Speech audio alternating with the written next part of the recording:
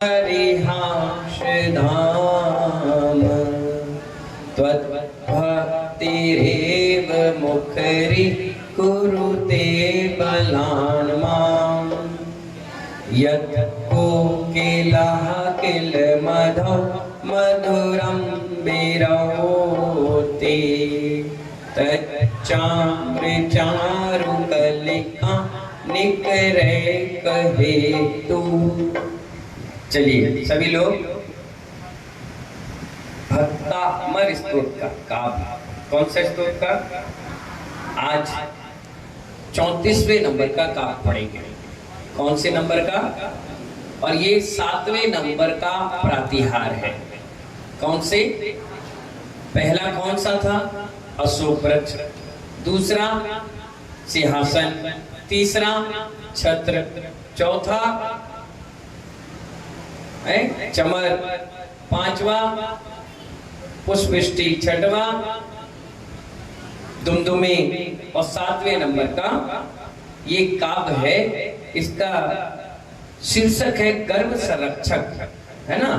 और इसका 7वें नंबर का जो प्रातिहार है वो है भामंडल। क्या कहते हैं उसको? आभा मंडल कह दो या भामंडल कह दो, एक ही चीज है।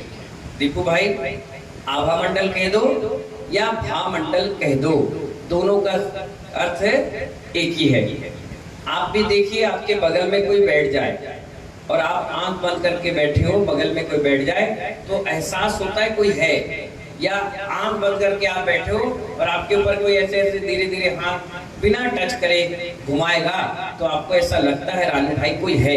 कोई है का मतलब जो रेज टच हो रही है शरीर से वो आभा मंडल है। और जैसा आदमी विचार बनाता है उसका आभा मंडल भी वैसे ही बन जाता है। इसका उदाहरण आचार्य भगवान कहते हैं, कभी कभी आप अंधेरे कमरे में बैठो। कहाँ बैठो? अंधेरे कमरे में बैठो और अचानक से कोई व्यक्ति आए और आप बैठे रहो, सांस भी मत लो, बिल्कुल शांत बैठो, तो आपके शरीर से निकलने वाली रेज उसको एहसास दिलाती है कोई है। कोई है का मतलब वो आभा मंडल है। क्या है? अब आप देखिए, आप लोग मंदिर में जाते हैं, हाथ जोड़ते हो। हाथ क्यों जोड़ते हैं बताइए? बताओ भाई, कौन बताएगा? हाथ क्यों जोड़ते हैं? कोई बताएगा? नहीं मालूम हाथ क्यों जोड़ते हैं? ये मर गए, इतने ज्ञानी होने के बाद तुम्हें ये नहीं मालूम? बताओ बबली आंटी। हाँ बस बस, ये तो सबको मालूम है। जो हम बताना चाह रहे वो बताओ। बताओ दीपक।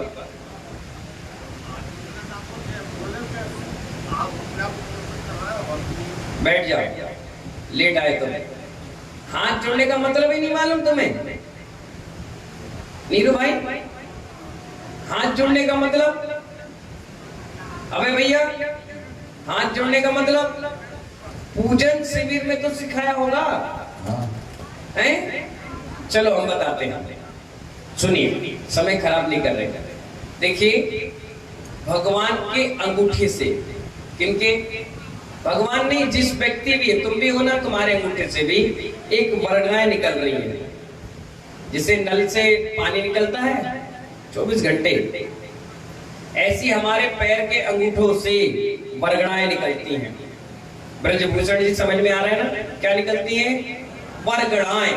ये बात अलग है कि हम मुनि हैं, भगवान भगवान है, इसलिए अच्छी बुरी निकल सकती है। आप इंसान है, कोई जानवर है, कोई है, सबके अंगूठे से वर्गणाएं निकलती हैं। और हमारे शरीर में ये उंगलियों में खींचने की ताकत होती है। क्या समझ में आया? इसमें एब्जॉर्ब करने की ताकत होती है और अंगूठे से निकालने की ताकत होती है। इसीलिए हाथ जोड़े जाते हैं। और हाथ भी कहां से जोड़े जाते हैं? हृदय से। कहां से जोड़े जाते हैं? हृदय से। हृदय के पास ऐसा रखा जाता है और ये हाथों को मुकलित बंधना के साथ। कैसे? मुकलित यानी एक नारियल हाथ में रखो तो हाथ कैसा हो जाता है? फूल जाता है ना, ऐसे ऐसे फूलता है।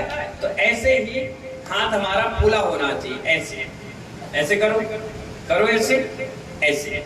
ये हो गया, फूल गया। अब इसे हृदय से लगाइए और सिर झुका लीजिए, नमो। ना मुंह में लगाना चाहिए, यहाँ लगाइए, यहाँ ऐसे देखिए, मुझे देखिए, ये हृदय है ना, यहाँ लगाइए, नमोस्तु भगवते, ऐसे करके छोड़ दिया जाता है। इसका मतलब है कि हमारी आत्मा भगवान बनने के लिए निकल गई, ये सूचक है, ये नमोस्तु भगवते।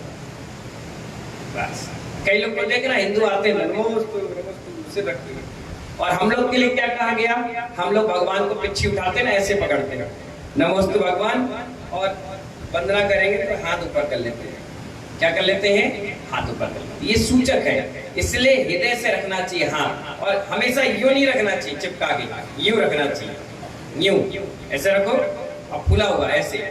इससे क्या होगा, जब भी आप भगवान के सामने ऐसे खड़े होगे ना, थोड़ा सा साइड होकर के, तो उनके पैरों की अंगूठे से वर्गणाएं निकलती हैं।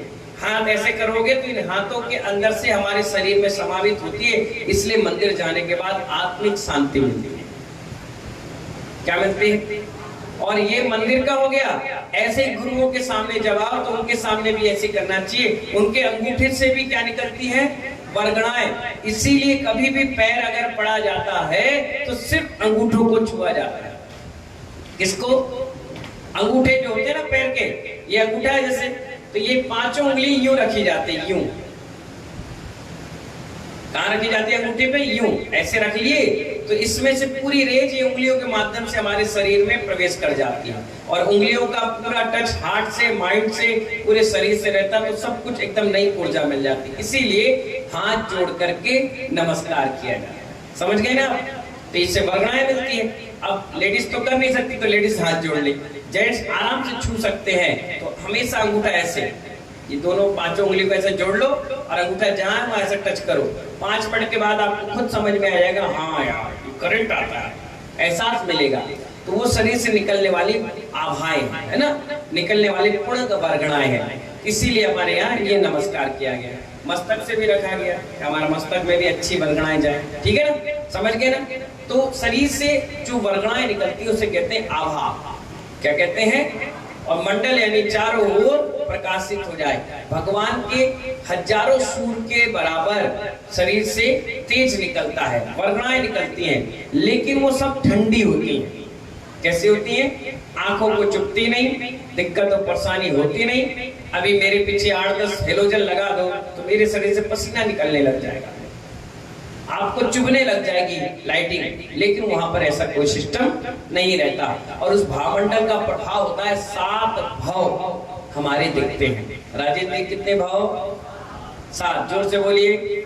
7 भाव, एक प्रेजेंट का, 3 पास्ट का, 3 फ्यूचर का, ऐसे 7 भाव दिखते हैं। ऐसा नहीं है कि अगर दीपक भाई वहां पहुंचे हैं और खड़े होकर के अपना भाव देख रहे हो तो जरूरी ये नहीं कि अंशु को दीपक का दिखे, नहीं, जो खड़ा है उसे ही अपना दिखेगा।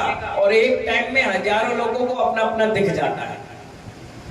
जैसे आईने में मैं खड़ा हुआ तो मेरे पीछे जो खड़ा हुआ उसको मैं भी दिखूंगा, मुझे वो भी दिखेगा। लेकिन इस भावमंडल का प्रभाव है कि जो देखना चाहता है उसे ही दिखेगा और किसी को नहीं दिखेगा।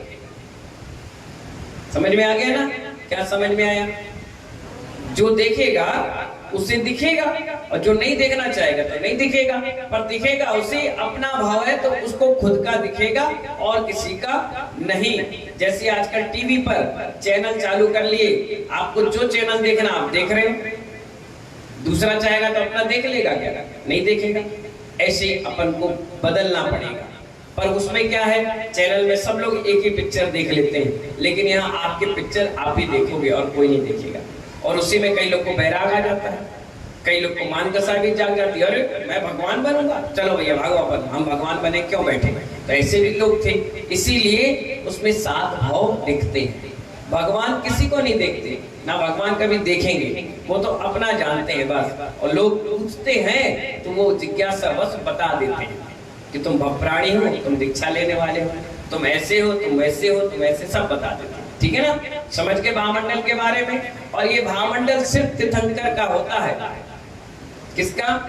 सामान्य केवली और अनंत भगवान जो है उनका भावमंडल तो होता है, लेकिन उनका ये भावमंडल 7 भाव वाला होता है और गंधकुटी होती है, सारा व्यवस्था होती है, लेकिन तीर्थंकर का एक विशेष रहता है। ठीक है ना, 7 भाव उसमें दिख जाते हैं। चलिए आज अपन इसी भावमंडल के बारे में चर्चा करेंगे। ठीक है, चलिए पहले सीटी आएगी सुम भत, सुम भत माँ है ना आधा, और सु में उ की मात्रा है, सुम भत प्रभा। अब इसमें प्रा आ गया, लेकिन आगे आधा पा नहीं जुड़ेगा क्योंकि एक शब्द आधा है, आधे में आधा शब्द नहीं जुड़ता, ऐसे संस्कृत व्याकरण है। सुम्भत प्रभा वलय, वलय नहीं है, वलय पूरी, दोनों छोटी है ना, पूरी विभा, वी कौन सा है, वन का विभा, और ये फिर भी आ गया विभोस्ते, विभोस्ते, सुम्भृत प्रभा वलय भूरि विभा विभोस्ते। लोकत्रे, लोकत्रे आदता जुड़ जाएगा काम में, लोकत्रे द्युतिमताम, बोलो द्युतिमताम, द्युति माँ छिपंती, माक्षी नहीं बोलना है, छी छोटी है ना, माक्षी पंक्ति, माक्षी पंक्ति बोलो, जैसे मैं बोल रहा हूं वैसे बोलो, माक्षी पंक्ति। प्रोद्यत दिवाकर निरंतर भूरि संख्या, संख्या या में आपकी मात्रा है ना, संख्या दीप्त्या, आधा पा इधर जुड़ जाएगा, दीप्त्या जैत, यपी, जैत अलग है, यपी अलग है, तो जैत यपी है ना। निशा, सामया की मात्रा जोर से सा आएगा, सीटी का, निशा मपी सोम सौम्याम, सोम सौम्याम, पहले माँ पूरा है फिर बाद में आधा है, तो बोले सोम सौम्याम। बिल्कुल सरल काप है, आराम से आप पढ़ सकते इजीली। ठीक है, चलिए पढ़िए, एक बार मैं और एक बार आप पढ़ेंगे। ठीक है, सुम्भत प्रभावलय भूरि विभा विभोस्ते,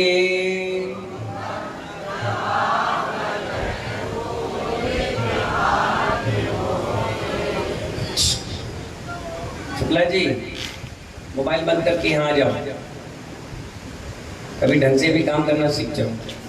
सुम्भ्रत प्रभावलय भूरि विभा विभोस्ते,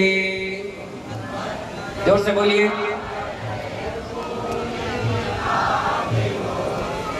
लोकत्रये द्युतिमतां द्युतिमा क्षिपन्ति,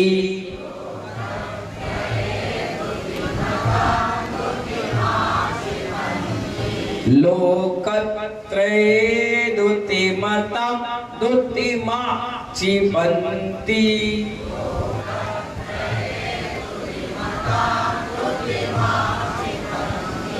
प्रोद्यत दिवाकर निरंतर गोत्री संख्या,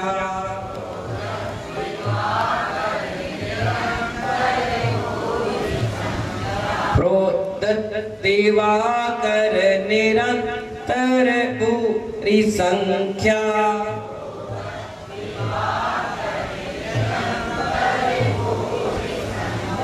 दीप्त्या जयत पिनिसा मपि सौम्य सौम्या,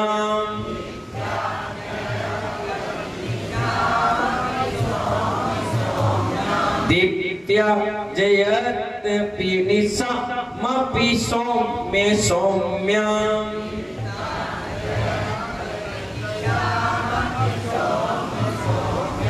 बहुत बढ़िया, पढ़िए, सभी महिलाएं पढ़ेंगी, मैं स्टार्ट कर रहा हूं, आपको एंड करना है। सोमव्रत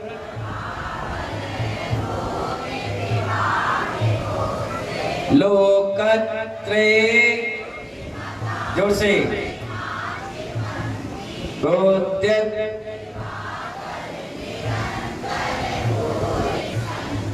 दीप्त्या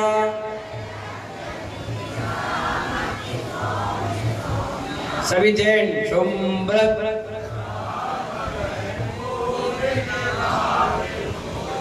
लोकत्रये प्रोद्यत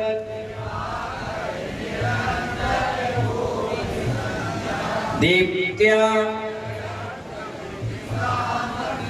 सभी मिलकर शुम्भ्र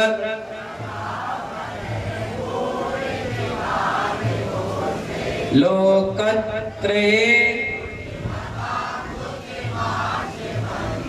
प्रोद्यत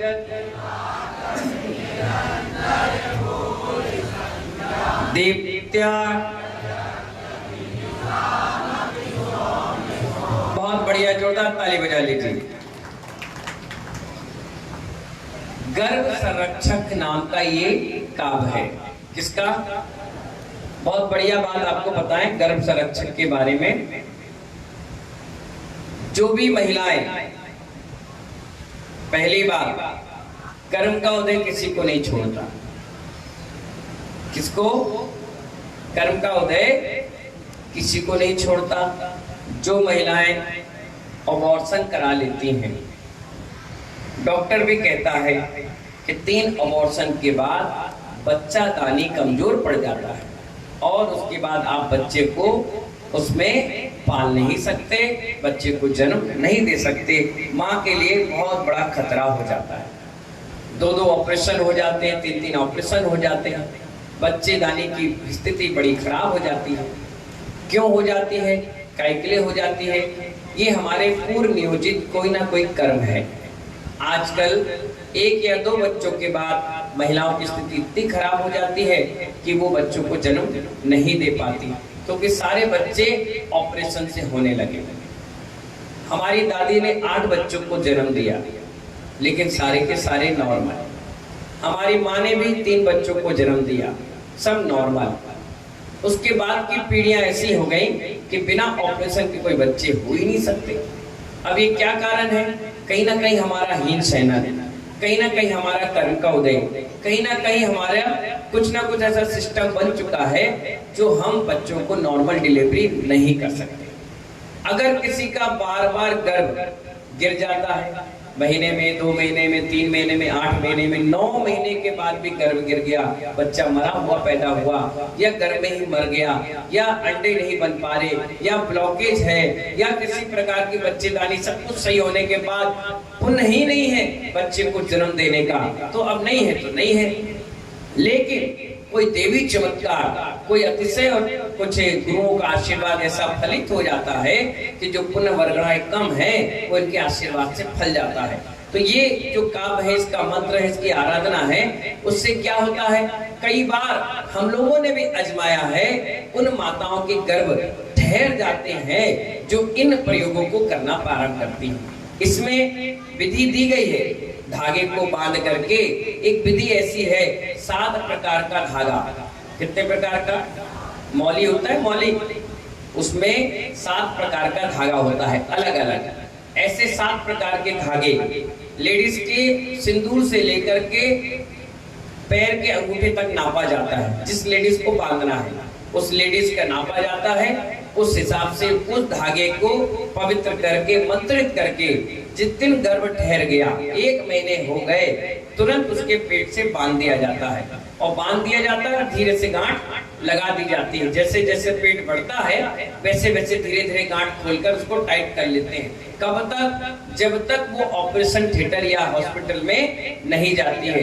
जैसी वो चली गई तो डॉक्टर अंगूठी, नाक का, कान का धागे सब ये ऑपरेशन में अलग कर देते हैं। उस समय इस धागे को खोल दीजिए। जो 9 माह तक गर्भ ठहर गया है, अब वो बच्चा आराम से आपका जन्म लेगा और आपको किसी प्रकार की भी तकलीफ नहीं होगी, बिल्कुल नॉर्मल डिलीवरी होगी। ये इस भक्तांबर का प्रभाव है। हजारों लोग इससे लाभ ले चुके हैं, इसलिए आपको विश्वास के साथ इसका प्रयोग करना चाहिए और इससे आपको लाभ मिलेगा। 2, 2.5, 3, 4 महीने में जिन जिन माताओं के, जिन जिन बहनों के गर्भ ठहर नहीं पा रहे हैं, उनके लिए रामबाण उपयोग है। बस इसका प्रयोग दुकान लगाकर नहीं करना, अब बिना गुरु आज्ञा के नहीं करना है।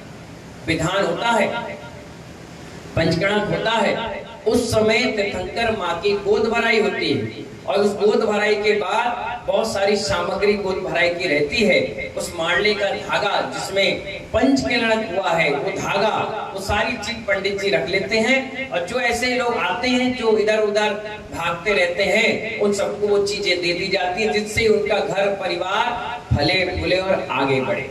ठीक है, दुकान नहीं लगाई जाती कि तुम ले आओ 2 4 10 5 पकड़ के लो, महाराज जी लगाओ झाड़ा इनको, लगाओ धागा बांधो, ये नहीं चलता। जिनकी श्रद्धा भक्ति होती है, जो वाकई में भक्त हैं और हैरान और परेशान भरी जिंदगी जी रहे हैं, उन सब के लिए कारगर उपयोग होता है ना। तो इस काव्य का अर्थ समझ लीजिए। शुद्ध हो गया ना, कोई दिक्कत तो नहीं। चलिए अब इसका अर्थ समझिए, भावार्थ। हे प्रभु, किससे बोल रहे हैं? आदिनाथ भगवान से। कौन? आचार्य मामतुम स्वामी जी महाराज। 3 लोक की कांति को तिरस्कृत करता हुआ क्या कह रहे हैं? 3 लोक में जितने भी उजाला है, कांति है, तेज है, ओज है, उन सब को छोड़ता हुआ 7 भवों को स्पर्श दिखाता हुआ। कितने भाव को? 7 भाव को स्पर्श दिखाता हुआ चंद्रकांति समशीतलदायी। चंद्रकांति मतलब स्फटिक मणि होती है ना, ऐसी चंद्रमा की तरह बिल्कुल नीट एंड क्लीन व्हाइट, ऐसे चंद्रकांति समशीतलदायी आपका भामंडल प्रचुर शोभा को प्राप्त हो रहा है। यानी बहुत अच्छा सुंदर दिख रहा है, जो अद्भुत कांति लिए हुए है। बस इसका और कोई भावार्थ नहीं है। इतना ही आपको समझना चाहिए कि प्रभु के शरीर के आभामंडल। हम क्या करते हैं? आभामंडल कैसे बनाते हैं? सोने और चांदी का पीला और सफेद किया और सिर के पास लगा दिया, ये नहीं है आभामंडल। पूरे शरीर से निकलता है, सूरज की तरह पूरा व्हाइट कलर का, सुंदरता, तेज, सुंदर चंद्रकांति समशीतल, कहा ना, बिल्कुल शांत, बिल्कुल। और उसमें 7 भाव आपके दिख जाते हैं, एक अभी का और 3 पिछले और 3 आने वाले। किसी का ऐसा भी हो सकता है लास्ट भाव हो कितना, तो आप सोचो उसको आगे का कैसे दिखेगा? कैसे दिखेगा बताओ बंटी भाई, कैसे दिखेगा? डायमंड भाई बताओ कैसे दिखेगा? उसमें ये दिखेगा, पीछे के 3 दिखेंगे और प्रेजेंट का अभी दिखेगा कि हाँ तुम समोसण में आए हो, तुमने दीक्षा ली, तुमने केवल ज्ञान प्राप्त किया, मोक्ष गया, खत्म। आगे का तुम्हारा नहीं पता चलेगा। किसी के 150 भाव बाकी हैं तो भी 150 नहीं बताया जाएगा, उसमें 7 भाव ही दिखाई जाए। भगवान बता सकते हैं, वो 1008 भाव बता दे, तुम्हारे एक एक चीज बता देगा, लेकिन भामंडल में 7 भाव ही दिखाई देंगे। ये तो भामंडल की बात है, जहां पैर धोए जाते हैं ना वापिकाओं में, उस वापिकाओं में भी 7 भाव हमारे अपने आप दिखने चालू हो जाते हैं। जरूरी ये नहीं कि भगवान के पास ही पहुंच पाओ, जमीन पे जहां पानी भरा हुआ है, वापिकाएं हैं, तालाब है, वहां जाकर के भी पोपे भाई तुम समझ सकते हो कि अगले भाव में क्या बनोगे, अगले भाव में क्या बनकर आए थे और इस भाव में आगे क्या करोगे। ये सब चीजें 7 भाव का वर्णन उस तालाब में दिख जाता है, उस भामंडल में दिख जाता है। ये उन आभाएं हैं तीर्थंकर भगवान की। ठीक है ना, चलिए मंत्र पढ़ते हैं अपन। ओम ह्रीं अरहम नमो, खेलो सही, खेलो नहीं है, खेलो सही, पत्ताड़म रिद्धि सहित श्री आदिनाथ चिरेंद्राय अर्घम निर्वपामिति। चलिए मंत्र पढ़िए। ओम ह्रीं अरहम नमो, खेलो सही पत्ताड़म, झोम झोम नमः स्वाहा। ऐसे ऋषि जिनकी लार समझते हो, मुंह से निकलने वाला द्रव पदार्थ, थूक, जो थूक देते हैं अपन, नासिका यानी नाक, मल, समझ गए ना, ये औषधि है, उन्हें मेरा प्रणाम है। जिनके शरीर से टच करने वाला मल, थूक, लार और नासिका से नाक निकलने वाली, ये सब क्या है? औषधि है। उनको ऐसे ऋषि राज को मेरा प्रणाम। आप ये मत समझना कि मुनि महाराज को हमने पैर दबा लिया तो सब काम हो गया। आप लोग बड़े आलसी हो, डबरा वाले। कायदे से मुनि महाराज को कोई महिला टच तो करती नहीं, क्या नहीं करती? घर में जाने के बाद अपने अपने पतियों से कहना चाहिए, तुम्हें अपने बेटों से कहना चाहिए कि बेटा तुम दिन भर नहीं जा पाते हो, शाम के नहीं जा पाते हो, सुबह नहीं जा पाते हो, इतना बड़ा वर्षा योग आपके यहाँ चल रहा है, कम से कम रात के 9 से 10 महाराज की सेवा करके आया गया। पूरे दिन भर में एक टाइम ऐसा मिलता है पवन मामा जिस समय मुनिराज को तुम पूरे शरीर को टच कर सकते हो, सेवा कर सकते हो। इसमें कह दिया लार, थूक, मल और नासिका, पसीना, कान का मैल, ये सब औषधि होती है और ये तो तुम्हें मिल ही नहीं रही, तुम्हें तो सर्व औषधि मिल रही है मुनिराज को पूरा टच करने का। दिन भर वो जितनी माला, जाप, स्वाध्याय, परिपाटी कर रखे हैं वो पूरे शरीर से उनके निकल रही है और तुमने उनकी सेवा कर ली और वो तुम्हारे मरगड़ाएं अंदर गई और बचा हुआ जो तेल है, घी है, जो तुमने उनको लगाया और उन बुजुर्ग माता पिता को जाकर उनके लगा दिए, तो जो औषधि यहाँ शरीर से निकली मरगड़ाएं वो उनके लिए समाधि संलेखना में बहुत अच्छा कारण बनेगी। अरे कई लोग आते हैं, बाहर से आते हैं तो हमारा पैर ऐसे छुएंगे, अपनी पत्नी को लगा देंगे, फिर छुएंगे अपनी लड़की को लगा देंगे, फिर अपने छुएंगे अपनी माँ को लगा देंगे। वो माँ कहती है आप महाराज को छूकर हमें लगा दिए, ऐसा लगने लगा कि साक्षात महाराज ने हमें आशीर्वाद दिया। वर्गणाएं है शरीर की, इसलिए भामंडल बताया मैंने। इसीलिए अपने घर में जाकर अपने छोटे छोटे नन्हे मुन्ने बच्चों को कहा करो, दिन भर तुम पढ़ाई लिखाई दुनिया भर में लगे रहते हो, शाम के जाकर के जब पूरा वर्गणाएं लेने का समय आ रहा है तब तुम सो जाते हो। इसीलिए आपके शरीर में क्या हो गई, व्याधि पकड़ ली, सेवा भाव नहीं है। मालूम है भीम को जानते हो? भीम कौन था? बताओ गार्ड साहब, भीम कौन था? खड़े हो, पूछ रहे हो कौन थे? पांडव थे। कौन? भीम, ताली बजाओ भाई, टावर से है भैया। तो भीम पांडव पुत्र थे। उसके शरीर में 100 हाथियों का और 500 भैंसों का बल क्यों था? मुनि महाराज बनकर मोक्ष गए, वो क्या बनकर गए? इतना बल क्यों था? अच्छे अच्छे बलशाली लोग उसके सामने धराशायी हो जाते थे। क्यों? पिछले पूर्व जन्म में उसने मुनिराजों की खूब सेवा की, सेवा करने के बल पर वो इतना बलशाली बना। आजकल थोड़े थोड़े समय हड्डियां क्यों टूटती हैं? क्योंकि आप लोग सेवा भाव भूल गए। देखो एक आर्य में का नाम ही लेने वाला था, ये 85 साल की उम्र में, मालूम है क्या नाम है इनका? है वसंत लाल, सुंदर लाल जी। इधर आना, आगे आना, शुक्ला जी को दिखाना। 6 साढ़े 6 साल फुट के इंसान, देखिए। हाँ, यहाँ मंच के सामने खड़े हो जाओ। देखो ये आ रहे हैं तुम लोग 20 साल, 25 साल, 18 साल, 14 साल के युवा, पत्थर में पैर मारो तो पत्थर टूट जाए। ये आप देखिए 85 साल की उम्र में हमारी सेवा करने आते हैं। 85 साल की उम्र में सोचिए। इनका नाम सुंदरलाल पत्थर वाले हैं। हाँ, पत्थर वाले, यही तो कह रहा हूँ, सुंदरलाल पत्थर वाले हैं। और ऐसी सेवा करते जो तुम नहीं करते।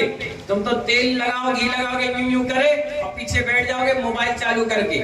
और ये हमारे सुंदरलाल जी पूरी सेवा, भैया वृत्ति, जब जब पूरे नगर में 10 किलोमीटर प्रतिदिन पैदल चलते हैं, आज तक गाड़ी में नहीं बैठते।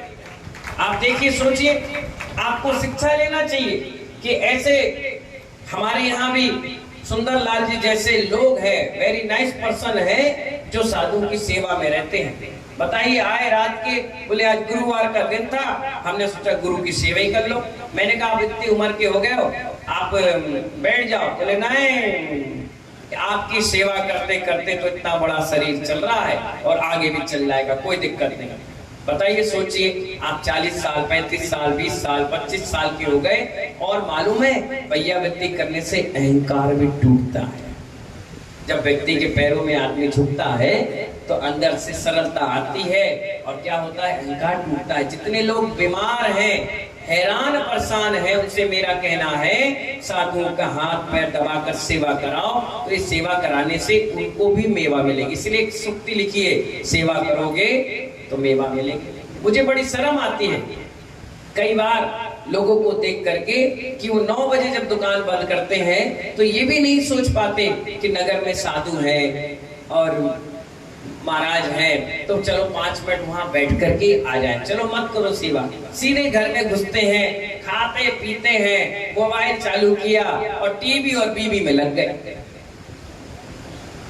और शर्म भी नहीं आती उन महिलाओं को, वो ये भी नहीं बोल पाती कि जाओ 10 मिनट के तो साधु के पास होकर आओ, वहां बैठ करके आओ, 2 मिनट आशीर्वाद लेकर आओ। रात के जब सोओगे तो कम से कम ऐसी वर्गणाएं शरीर में रहेंगी जो आदि व्याधि से तुम्हें बचा लेंगी, नुकसान नहीं करेंगी, बीमारियां नहीं पकड़ेंगी, कोई परेशानी होगी तो दूर भाग जाएगी। कब जीवन में मौका मिलता है साधु को टच करने का, सेवा करने का? ये बहुत कम लोगों को मिलता है। अब जिनके हाथ नहीं बेचारे वो क्या करें, जिनके पैर नहीं है उनको क्या करें? सोचिए, हमारे ढोलक वाले भैया जैन नहीं है लेकिन 9 जैसी बजता है, जबकि का काम नहीं है ऊपर, फिर भी बेचारे ढोलक लेकर पुस्तक लेकर बैठ जाते हैं, बजाकर भजन कीर्तन करते हैं। वो यही सोचते हैं कि मैं सेवा नहीं कर पा रहा तो मैं भजनों से ही सेवा कर लूं। आपको सीखना चाहिए इन सबसे। यही तो वर्षा योग है कि कम से कम आपको साधु की सेवा करने का अवसर मिल गया। अब आप सोच लीजिए, डबरा में कई साधु आते हैं, सुबह आए और शाम के चले गए। बताओ कौन उनके साथ गया और कौन उनकी सेवा किया? कोई शाम के आए और सुबह चले गए। किसको मौका मिला? नहीं मिला। ये मौका तुम्हें मिल रहा है 5 महीने का। क्या मिल रहा है? अरे 5 मिनट गाड़ी में पेट्रोल लगे, टमटम में बैठना पड़े बैठो, चाहे पैदल आना पड़े पैदल आओ, आ करके 5 मिनट उनकी सेवा करके चले जाओ। साधु भी खुश और आपको मन से आशीर्वाद देगा, जाओ तुम्हें भी अच्छा आशीर्वाद, और आपकी चैन की सांस नहीं, अच्छा लगेगा, अंदर से फीलिंग बहुत अच्छी आएगी और आप भी खुश हो जाएगा, महाराज जी का आशीर्वाद मिला। और बड़े बुजुर्गों के लिए जो बचा हुआ तेल जाके सफाई करोगे, मालिश करोगे, बढ़िया, वो भी खुश हो जाएगी। चलो इस बहाने हमारी सेवा होने लगी, हमारी भैया बत्ती होने लगी, बहुत अच्छा लगा। इसलिए आप सबसे मेरा कहना है, साधु नगर में हो, खूब सेवा करना चाहिए। पैसा नहीं है तुम्हारे पास, मुझे मालूम है, समय भी नहीं है, मुझे मालूम है, तुम दिन भर दुकान में बैठे, लेकिन रात का 9 बजे के बाद तो समय आपके लिए है। आप बिल्कुल आ सकते हो। महिलाएं नहीं आ सकती, जेंट्स आ सकते हैं। जेंट्स खूब आए, खूब सेवा करें, अगर कर सके तो करिए, एज यू लाइक। हम तो उपदेश दे सकते हैं और मैं अपने लिए नहीं कहता, सभी साधुओं के लिए कह रहा हूँ। और जब भी वर्षा हो तो जरूर, है ना, हर जगह ऐसी व्यवस्थाएं बनाई जाती है। तो हमने क्या बताया, जिनकी लाल धूल नासिका मल औषधि है, ऐसे साधु को क्या किया गया? प्रणाम किया गया है। सिद्धि मंत्र पढ़िए, ओम नमो ह्रीं श्रीं क्लीं ऐं ह्रौं पद्मावते देव्ये नमो नमः स्वाहा। ओम प च या म ह्रीं ह्रां ह्रीं नमः। 2 मंत्र है, दोनों पढ़ सकते हैं ना। विधि समझिए, पवित्र होकर सफेद रेशमी वस्त्र धारण कर उत्तराभिमुख मंगल कलश स्थापन करें, यंत्र स्थापन करें, यंत्र की पूजा करें। पश्चात सफेद आसन पर पूर्वाभिमुख पद्मासन लगाकर स्फटिक माला की जाप करें। 12,000 बार मंत्र जप कर सिद्धि प्राप्त करना चाहिए। सफेद सफेद सारी चीजें इसमें दी गई हैं। चलिए आगे गुण समझिए इसका। केसरिया रंग से रंगे हुए धागे को, कौन से रंग से? कलावा कैसा होता है? होता ना गेरुआ रंग। रंगे हुए धागे को 108 बार, कितनी बार? 34वें कावृद्धि मंत्र से मंत्रित कर गूगल की धुनी देकर गले में या कटी प्रदेश में बांधने। कटी प्रदेश समझते हो ना? कमर, इसे क्या बोलते हैं? कमर। नाभि के नीचे का स्थान क्या कहलाता है? कमर। वहां पर बांधा जाता है। बांधे और यंत्र को पास में रखने से गर्भ का स्तंभन हो जाता है। गर्भ ठहर या रुक जाता है, गिरता नहीं है। असमय में गर्भ का भी पतन नहीं होता। कई बार ऐसी स्थिति बनती है ना कि आपने ट्रेवलिंग करी, गए आए आए, ऊपर नीचे हुआ, थोड़ा दौड़ा भागी कर ली, तो गर्भ खराब हो जाता है, गिर जाता है। तो कभी भी जो महिला गर्भवती हो जाए उसे कभी नदी नाले तालाब पार नहीं करना चाहिए। क्या? जैसे कई महिलाएं बड़ी शौकीन होती हैं, 1 महीने 2 महीने का गर्भ हुआ पेट में, मम्मी क्या जाना है, मम्मी क्या जाना है, लगी चैटने, और मम्मी क्या चलेंगे। बीच में क्या पड़ा? पुल, नदी, नाले, शमशान घाट। तो जितने भी देवी देवता होते हैं इनकी सीमाएं होती हैं।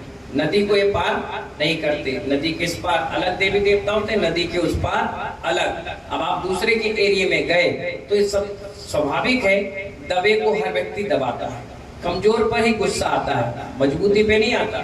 तो महिलाएं वैसी कमजोर, और पेट में क्या गर्भ, तो वो क्या करते हैं, देवी देवता परेशान करते हैं, चिपक जाएंगे, परेशान करेंगे, गिरा देंगे। कोई भी कर सकता है, उनके कोई ये नहीं है कि वो छोड़ दें तुम्हें, है ना। तो इसीलिए नदी नाले पार नहीं करना चाहिए। नाला और नदी खाली होती है ना तो गर्भ भी खाली हो जाएगा। दूसरी बात, सूखा पेड़ हो या बहुत बड़ा पेड़ हो, इसके नीचे नहीं जाना चाहिए, बिल्कुल नहीं। कोई शादी पार्टी चल रही हो, चले गई वहां, नहीं जाना चाहिए, बिल्कुल नहीं जाना चाहिए। ज्यादा लिपस्टिक, काजल ये करते हो ना, फैशन शो, ये नहीं करना चाहिए। अगर आपने काजल लगाया गर्भ अवस्था में, किसको? अपने आप को। सुन लीजिए, ज्यादा काजल लगाया और तैयार होकर बैठी तो नियम से तुम्हारा बच्चा, समझ जाओ क्या होगा, भेड़ा, आंखें कमजोर, पता चला 2-2.5 साल में इतना मोटा, चाचा चौधरी की तरह चश्मा, या एक आंख ऐसी ऐसे पैदा होंगे, क्योंकि आपने क्या किया, आंख में काजल लगाया, लिपस्टिक पोती, इतनी बड़ी पूरी खत्म कर ली 9 माह में, पोत पोत के। तो लड़का कैसा होगा या लड़की, इसके होंठ कटे होंगे। आजकल आते हैं बच्चे कोट कटे, ऑपरेशन करा के ऐसी आवाज आती है, ऐसा होगा। ज्यादा पोतापाती करी तो बच्चों की स्किन खराब मिलेगी, पेट में तेजाब पड़ जाता है, पूरा शरीर छाले हो जाते हैं, ऐसे हो जाती है कि ऐसे पपड़ी से निकाल लो, है ना।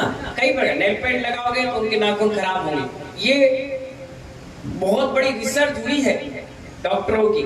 जैसा माँ खाएगी, पिएगी, रहेगी, हाव भाव होंगे, उस बच्चे पर उसका असर पड़ता ही पड़ता है।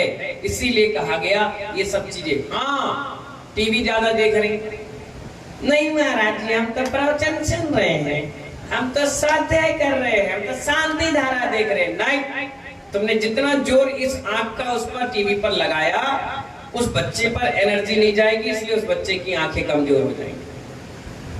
मोबाइल यहाँ चिपका के रखती हो शरीर से, हाँ, समझ रहे हो मेरी बात को। ये मोबाइल की रेज उस बच्चे के हार्ट पर जाएगी और इसीलिए दिल में छेद हो जाते हैं, इसीलिए लूले लंगड़े पैदा होते हैं। एनर्जी नहीं गई शरीर में, रेज चली गई, ब्लड सर्कुलेशन रुक गया, माइंड नहीं बढ़ पाया, आधे पागल हो गए बच्चे। और पूरे 9 माह में ही जन्म देना चाहिए बच्चों। ईंट है, ईंट भट्टे में पकती है, कभी देखा है? ईंट आधी पकी निकालोगे तो क्या होगा, जैसे उसको पटकोगे आधी भूसा बन जाएगी और आधी सही होगी। 75 पकाओगे तो क्या होगी, आधी अगल बगल की टूट जाएगी, बीच की सही रहेगी। और पूरी पकाओगे तो कहीं भी पटकोगे सर फूट जाएगा लेकिन ईंट नहीं फूटेगी। ऐसी बच्चों का माइंड होता है। पूरे 9 माह में बच्चा तंदुरुस्त बनता है, उसके शरीर में पूरा ऑक्सीजन पहुंच जाता है, उसके ब्लड सर्कुलेशन सब सही चलता है। इसीलिए बच्चा जब पैदा होता है तो उसको कोई चीज समझाना नहीं पड़ता, बताना नहीं पड़ता, मास्टर माइंड होता है। आदमी कहता है यार बड़ा मस्त लड़का, हम 9 माह 8 दिन में पैदा हुए, इसलिए बिल्कुल मस्त है। तीर्थंकर 9+ में हुए। हाँ, सतमासी जो होते हैं वो पतले रहते हैं लेकिन मास्टर माइंड होते हैं। 8 माह से कभी जिंदगी में नहीं बच पाते, जो 8 महीने के बच्चे हुए वो नियम से एक्सपायर हो जाते हैं। 8 महीने 2 दिन 4 5 दिन के होंगे तो उनके माइंड में डिस्टर्ब चलता है, क्योंकि पूरा माइंड बन नहीं पाता।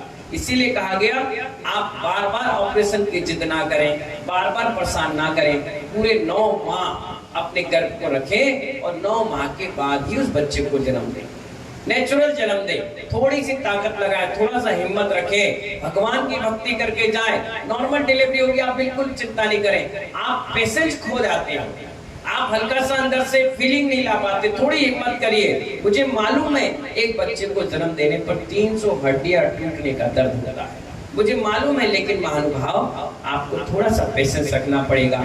हल्की सी पेशेंस से पूरी जिंदगी आपकी अच्छी गुजरने वाली है, इतना तो आपको करना पड़ेगा। अब माँ हो तो करना पड़ेगा। आपने कभी जानवर को देखा किसी का ऑपरेशन हो रहा, जबकि 2-2 4-4 स्वान तो 8-8 10-10 को भी जन्म देती है, फिर भी सारी नॉर्मल डिलीवरी होती है।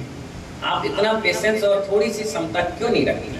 हिम्मत रखिए और हिम्मत से काम करिए। आपको कभी कोई तकलीफ नहीं होगी। भगवान पर विश्वास तो रखिए, गुरु महाराज पर विश्वास रखिए, इन मंत्रों पर विश्वास रखिए, बहुत बड़ी ताकत है इन मंत्रों पर। अगर अगाध श्रद्धा के साथ आज भी इस मंत्रों का प्रयोग किया जाए तो आज भी इस पंचम काल में अतिशय और चमत्कार दिखता है, होता है। हम तो मानते हैं होता है, क्यों नहीं होता? लोग भले कहे नहीं होता, उनकी श्रद्धा नहीं इसलिए नहीं होता, हमारी श्रद्धा है इसलिए आज सब कुछ है। तो चलिए, तो इसका गर्भ असमय गर्भ का पतन भी नहीं होता और इसको बांधने से और अपने पास रखने से गर्भ रुकता भी है और बच्चे की डिलीवरी अच्छी होती है। बीच में एक पंडित जी ने किसी को बांध दिया, 9 महीने 14 दिन हो गए, कितने ना पीड़ा हुई ना दर्द दिया। अब वो जेंट्स और उसकी माँ परिवार आ गए पंडित जी के पास। पंडित जी कुछ हुआ ही नहीं, कुछ पीड़े ही नहीं, कुछ दिक्कत ही नहीं। पंडित जी ने बोला अरे वो धागा कहाँ है? बोले धागा तो अभी बंधा हुआ है। बोले जाओ हॉस्पिटल और खोल देना, कुछ नहीं होगा, चिंता नहीं करो, जाओ। जैसे वो हॉस्पिटल गए, धागा खोले, 1 घंटे में नॉर्मल। धागे से क्या रहा? बंधा रहा। धागा बंधा रहा तो सब कुछ बंधा रहा, धागा खोलते ही सब कुछ नॉर्मल हो गया, कोई दिक्कत नहीं, बढ़िया। तो इसी प्रकार से भक्तांबर शिविर आज 34वां का हमारा सानंद संपन्न हुआ। कल 12 तारीख है, कल सुबह क्रीम क्लास तो पढ़ाएंगे। क्या पढ़ाएंगे? लेकिन भक्तांबर की क्लास कल नहीं होगी, परसों होगी। परसों एक साथ 2 पढ़ा देंगे, ठीक है ना? तो कल का एवरेज बराबर हो जाएगा, ठीक है? ऐसी मंगल भावना के साथ जय बोले आदिनाथ भगवान की।